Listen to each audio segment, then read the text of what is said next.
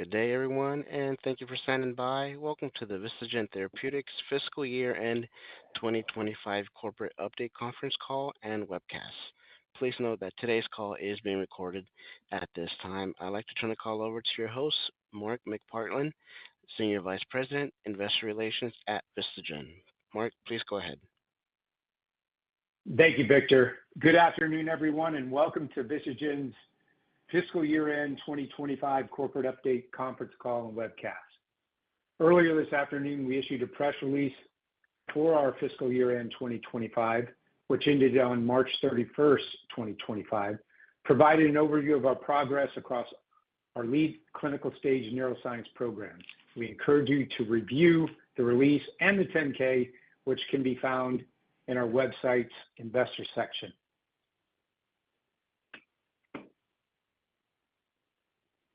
Before we begin, please note that we'll be making forward-looking statements regarding our business during today's call based on current expectations and information.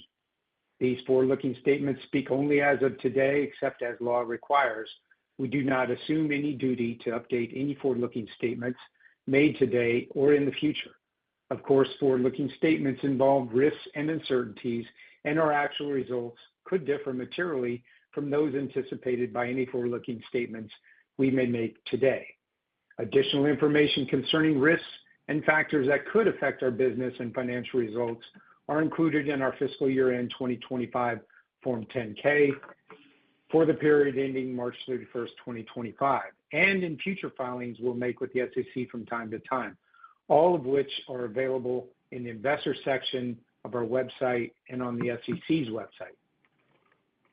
Now, with the formalities out of the way, we warmly welcome our stockholders, sell-side analysts, and interested in our program and progress. I'm joined on our call today by Shawn Singh, our President, Chief Executive Officer, and Cindy Anderson, our Chief Financial Officer. Shawn will discuss recent highlights in our lead neuroscience program, and Cindy will discuss our Fiscal Year End 2025 financial results. After our prepared remarks, there will be a brief opportunity for questions from the sell-side analysts on the call. As a reminder, this call is being webcast and will be available for replay upon completion. The replay link can also be found in our website's investor events section. I will now turn the call over to our President and Chief Executive Officer, Shawn Singh. Shawn, the field is yours. Thank you, Mark, and good afternoon, everyone. Thank you for joining us. As some of you know, our team here at Vistagen is at the leading edge of neuroscience that involves the therapeutic potential of nose-to-brain neurocircuitry. We're developing a new class of non-systemic intranasal product candidates called pherines. We now have 5 clinical stage pherine product candidates, each with a mechanism of action, or MOA, that is differentiated from all approved drugs and positive results in a controlled trial. Together, they cover a broad and diverse range of large market conditions and disorders where underserved patients have needed new and better treatment options for many years. Fiscal 2025 was another significant year of progress across our neuroscience pipeline. With multiple pherine product candidates in Phase II or Phase III development, we are advancing our mission to deliver transformative treatment options for patients and build value for our stockholders. Our lead pherine product candidate, Fasedienol, is in Phase III development for the acute treatment of social anxiety disorder, or SAD. There is no FDA-approved acute treatment for SAD, a condition that now is estimated to affect over 31 million U.S. adults who struggle with the intense stress and debilitating anxiety and fear of embarrassment, humiliation, and judgment in everyday social and performance situations. Our goal for Fasedienol is for it to become the first FDA-approved acute treatment of SAD and help improve the millions of Americans whose lives are affected by this serious and potentially life-threatening disorder that often begins in adolescence and occurs for decades beyond. The ongoing Phase III trials in our U.S. registration-directed PALISADE program for Fasedienol for the acute treatment of SAD, PALISADE III and PALISADE IV, are designed to complement our success in our PALISADE II Phase III trial that we reported during the second half of 2023. Our PALISADE III trial is on track for a top-line data readout in the fourth quarter of this year, and we anticipate top-line results from PALISADE IV in the first half of 2026. The enthusiasm of patients and physicians participating in the PALISADE program continues to be very strong, and we remain committed to very rigorous operational execution. If successful, we believe either PALISADE III or PALISADE IV, in combination with the positive results from PALISADE II, could provide the substantial evidence of effectiveness needed to support a new drug application for Fasedienol and its potential to be the first FDA-approved acute treatment for SAD. We are also advancing itruvone, our pherine product candidate for standalone treatment of major depressive disorder, or MDD. Following the promising results from a controlled exploratory Phase IIa study, we are encouraged by its differentiated non-systemic MOA and potential to treat MDD without the weight gain, sexual side effects, or systemic safety concerns commonly seen with traditional antidepressants. Our pherine product candidate focused on women's health indications, PH80, also continues to generate interest as we advance its development as a potential hormone-free treatment for menopausal hot flashes. PH80 also demonstrated positive signals in a controlled exploratory Phase IIa study in premenstrual dysphoric disorder, or PMDD, further validating its broad utility in women's health. We are also encouraged by PH80's potential to treat the disruptive and painful effects of dysmenorrhea. We've made substantial progress preparing our U.S. IND for PH80 to support additional Phase II clinical development in women's health, and we anticipate submitting the IND in the second half of this year. Beyond these three lead programs, our diversified pherine pipeline has potential for future development to improve cognitive and psychomotor impairment due to mental fatigue, as well as appetite-enhancing effects in patients with cancer cachexia, often overlooked conditions with limited treatment options.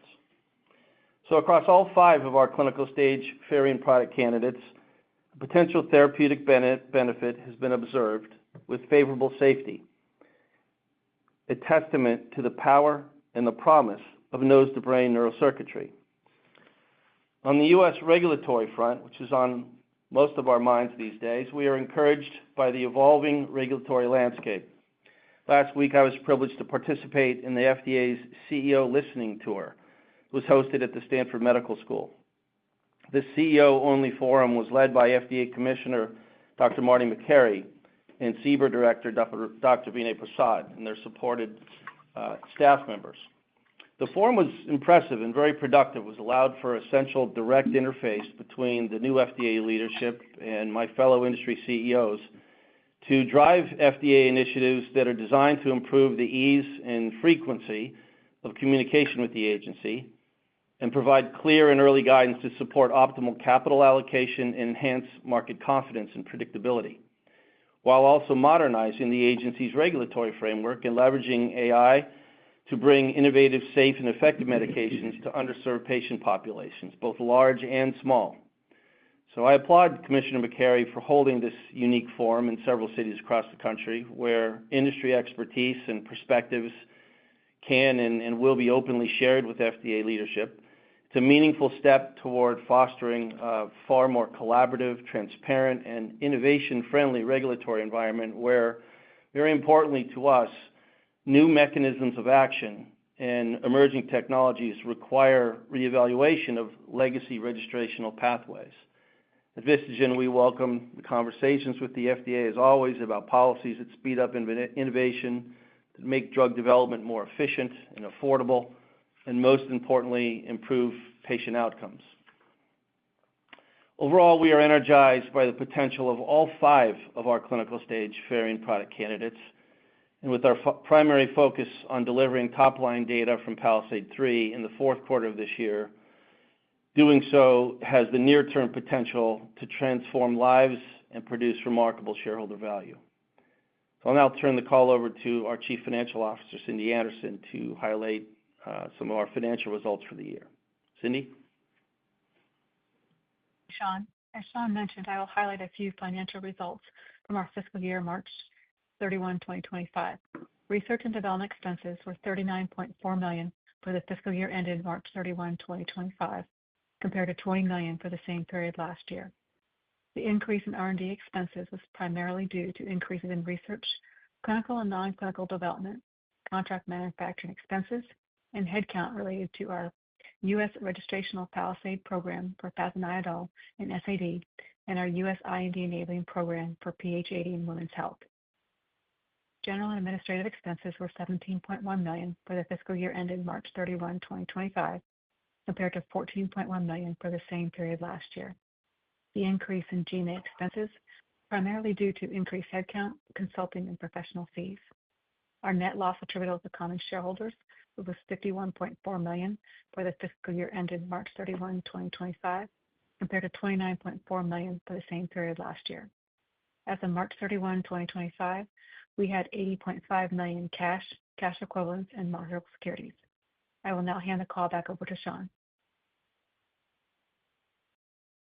Thank you, Cindy. Once again, everyone, at Vistagen, our mission is to transform lives with pioneering neuroscience and an innovative pipeline of intranasal product candidates, non-systemic intranasal product candidates that harness the power of nose-to-brain neurocircuitry, unlike any pharmaceutical product ever before them. With 5 promising clinical stage pherine product candidates and a U.S. registration-directed Phase III program advancing, we're not just developing innovative potential treatments, but also working to restore hope, dignity, and the quality of life for millions of people facing underserved conditions every day. We thank you for your continued support and your belief in our mission. And on behalf of the entire Vistagen team, we're honored to be on this journey with you, and we look forward to keeping you closely updated on our continuing progress. Thank you, Shawn. Operator, we would now like to open up the call for questions from the sell-side analysts participating today. Thank you. To ask a question, you will need to press star 11 on your telephone and wait for your name to be announced. To withdraw your question, please press star 11 again. Please stand by while we compile the Q&A roster. One moment for our first question.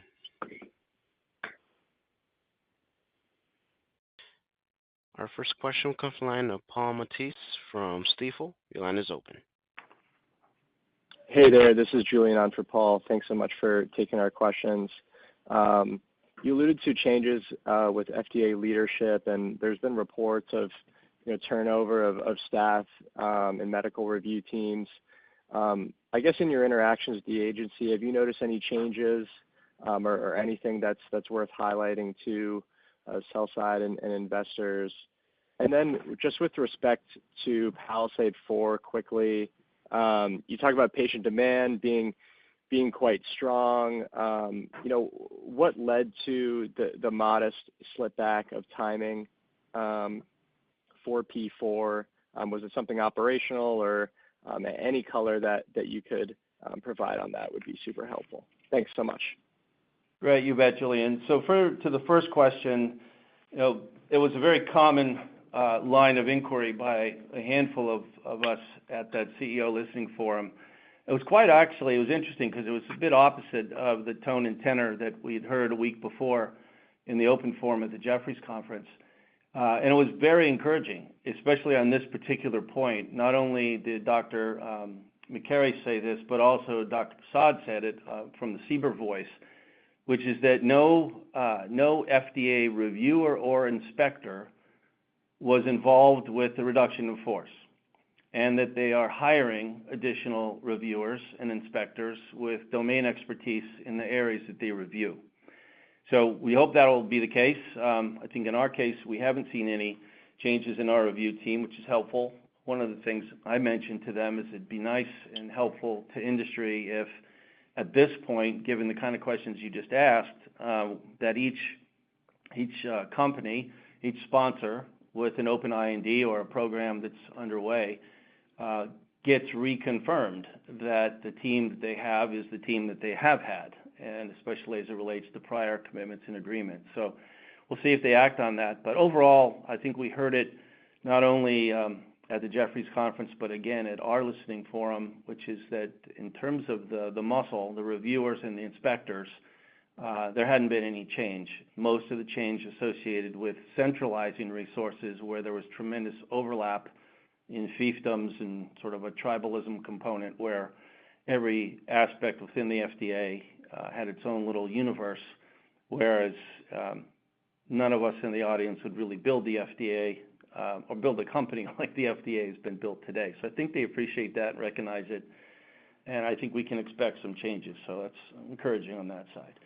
So back to the PALISADE IV, I think overall, as I think we've talked to you and Paul about in the past and others, the enhancements that we brought to the table related to PALISADE III, PALISADE IV, from lessons learned and improvements that could be implemented to limit variability, to enhance subject selection, to improve study execution efficiency, those kinds of things, in addition to the mask obviously coming off and eliminating some of the COVID-related disorders.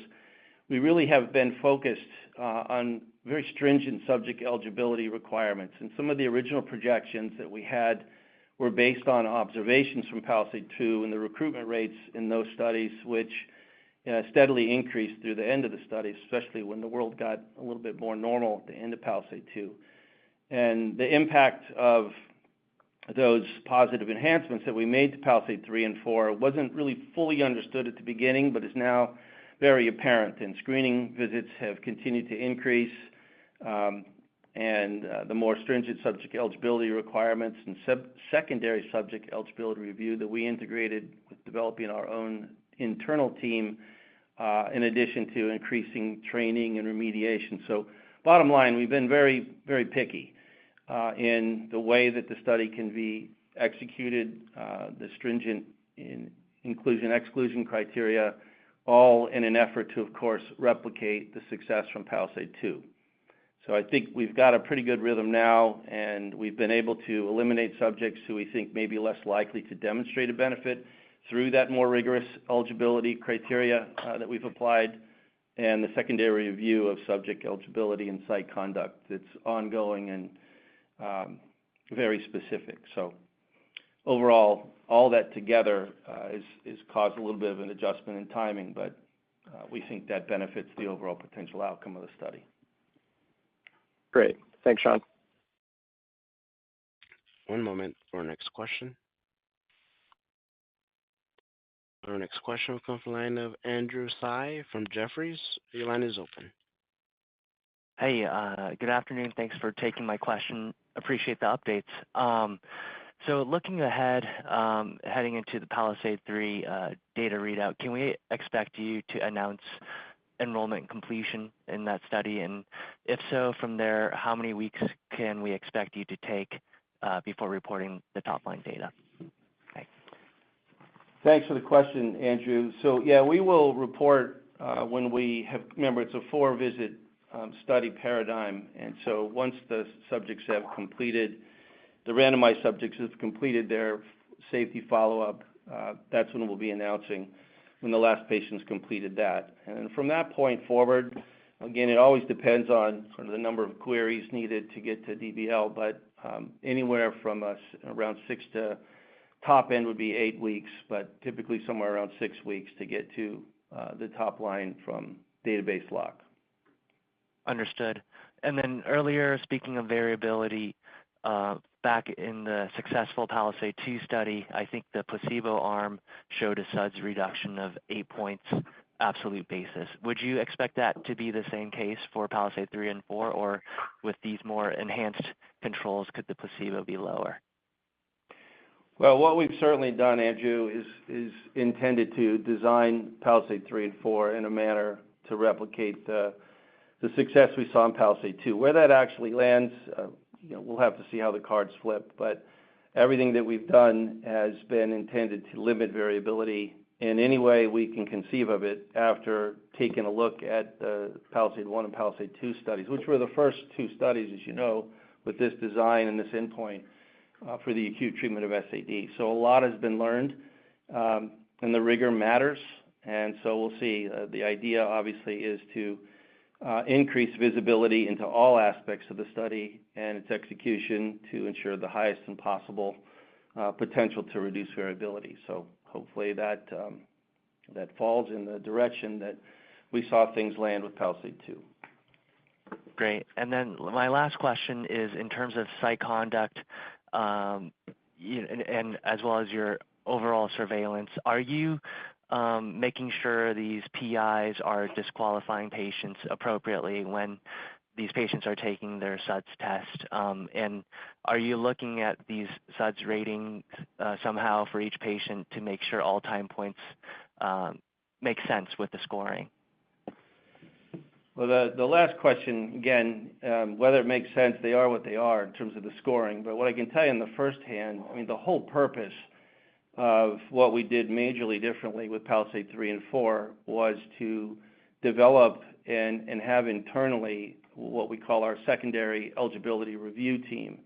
This is a team that internal Vistagen team, not a CRO team or a third-party team, but an internal team that consists of very experienced psychometricians who review eligibility of each subject, and they listen to screening assessments as well as each public speaking challenge to ensure in the proper execution. So we think, again, that those kinds of enhancements, and those are some of the things that take a little bit more time, especially with obviously a hyper focus on rater training up front across all the endpoints, not just the SUDS, but the CGI and the PGIC, so that you have confidence that the study is being run the way it should be run, and that we've done everything that we can through all the experience we've gained through the execution of 2 studies already to enhance the potential for success. Thanks, Shawn. You bet. Thank you. One moment for our next question. And once again, that's star 11 for questions. Our next question will come from the line of Myles Minter from William Blair. Your line is open. Hey, thanks for the question. I've got one on the CEO forum and maybe conversations that you had with Marty Makary. It seems pretty clear to me that, the FDA is driven to try and expedite approvals of products that are addressing a health crisis in the US. They're innovative cures for American people, addressing unmet public health needs. Given the voucher program announced today, it seems like your work in social anxiety disorder would point to, matching those pillars there. But when we read the MAHA report that's coming from HHS, it paints a slightly different picture, at least in the preliminary stance there, and they, potentially want to restrict the use of mood stabilizer drugs. I know you're a different mechanism of action here, but did you get any sort of alignment from Marty or higher ups at the FDA that they're aligned with social anxiety disorder and Fasedienol as, meeting these pillars the FDA is mandated towards, or, is there a alignment with the FDA here on that unmet need, or is it more falling into that sort of HHS opinion in that MAHA report? I'd love your thoughts on that dynamic. And then secondly, it's a question on PAL 3 and 4. It seems clear to me that patient demand into the trial is not the issue here. Things are going well, but maybe it's the screening and the inclusion-exclusion criteria. I'm wondering whether that is to do with the Liebowitz social anxiety scale, and if it's more to do with the independent raters that you've got here that you didn't have before, and whether they're, screening out more patients. Thanks very much. Well, thanks, Miles. That's quite a bit, and we could talk forever on that. But the first question, I think it's really important. I'd say, look, we got over 30 million people in this country that are affected by social anxiety. We've got a mechanism of action unlike anything that's ever been put out in the anxiety arena. It's not a drug candidate that we see causing addiction potential, sexual side effects, weight gain, requiring a REMS, things that are just completely different than what the universe has seen before. That said, in the forum, there was not, one of the ground rules was no specific conversations about your particular program. Everybody got a minute to talk. Most people didn't adhere to the minute, but most people did adhere to not talking about their specific program. So So I can't give you the answer directly on that one from that context. We do think, of course, we have fast track designation from FDA, so we do know what they think of it from a regulatory standpoint, serious and life-threatening. The prevalence continues to increase, yet there aren't any new options that don't seem to have a whole bunch of baggage. We certainly know about the benzo epidemic. So being able to deliver innovative MOAs certainly is on the mind of everybody in that room, FDA leadership, including some of the support team that I spoke with during the kind of the intro hour of that event. So I think we're confident for the place that we would be able to land in the universe associated with potential productivity, people getting back into to the rhythm of life that they aspire to achieve. There's ways to do that, and we know a lot of people are on the sidelines with SAD, struggling with it mightily, but yet simply saying, look, we don't want to delve into any of the other things that people might use to try to manage the disorder. So I think, again, anything that's going to provide a beneficial patient outcome with a negligible risk on the safety side is something that's the FDA is going to be open to looking at, and we've seen that consistently regardless of who's the commissioner. I don't think that changes. In terms of your question about PALISADE 3 and 4, really what's different is it's not the top of the funnel at all. We've seen incredible interest in our recruitment vehicles, but where we have seen things slow is the visit one, the screening up front of a visit one. The throughput rates from the screening visit through the end of the study have been very much what we saw in prior studies. We also have seen a remarkably good throughput rate from visit 4 into the open label. Those are the kinds of things that we like to see, and we tend to not see any of the kind of hockey stick utilization that worries folks about abuse liability either. Remember, FDA in 22 said we didn't have to do a human abuse liability study at that time, and all we've seen since is concordant safety data in studies completed. So it's really more about the scrutiny associated with eligibility, inclusion, exclusion, and the eligibility criteria at the very front end of the study to make sure that we've got folks that are sufficiently affected by the disorder, aren't associated with any other comorbidities that would be exclusions associated with enrollment, and obviously making sure that they're screened out very rigorously for any con meds. So it's mostly, again, from at the pre-visit one screening where we've seen a little bit of a slowdown, but that itself is also starting to pick up. Makes sense. Apologies for the long-winded question. Thanks. That's all right. Appreciate it. Operator, I believe that's all the time we have for questions today. If those participating on the call have additional questions, please don't hesitate to contact us by emailing ir@vistagen.com or via the contact section of our website. We also encourage you to register for email updates on our website to stay connected with our latest news. Thank you for participating on the call today. We appreciate everyone's interest and support. We look forward to keeping you updated on our ongoing progress. This concludes our call. Have a tremendous day. Thank you for your participation in today's conference. This concludes the program. You may now disconnect. Everyone, have a great day.